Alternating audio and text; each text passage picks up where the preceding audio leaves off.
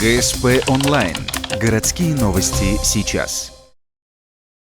Пятница. В последние дни у горожан появилось немало жалоб на уборку снега. Дескать, медленно, не везде и так далее. В чем причина и какова ситуация, прокомментировали в Ухта-спецавтодоре. По их информации, в сутки работает более 35 единиц спецтехники, плюс работники с лопатами. Ночью город убирают 19 машин, днем 17.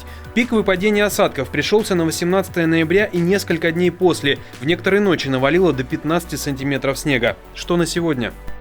Все те, которые жалобы поступали к нам на телефон, либо на телефон сменного мастера, либо на мой личный телефон, мы постарались ликвидировать все эти жалобы.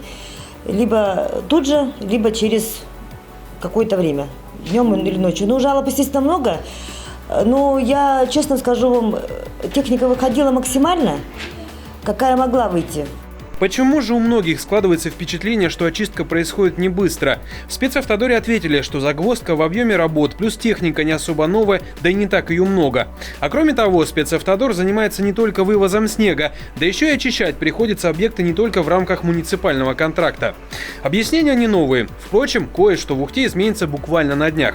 Спецавтодор планирует устанавливать временные знаки во дворах.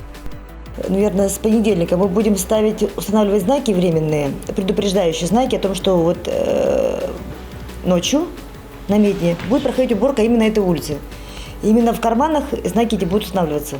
Эти знаки установим мы, покажем, что именно в этот день будет проходить уборка, чтобы люди эти машины свои не оставляли в карманах, а убирали куда-нибудь в другое место, именно только на одну ночь.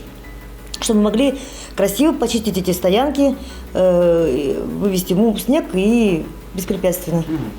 Также обратиться к владельцам автомобилей во дворах планируют с помощью ГИБДД, которая будет сообщать имя владельца по номеру авто. На сегодня, как сказали в спецавтодоре, город убрали по максимуму, исходя из имеющихся ресурсов. Что касается ближайшего будущего, то большое количество осадков ожидается 29 ноября. Уборка будет непростой. Однако в организации замечают, что после того, что было в 18 и в 20 числах, уже не страшно.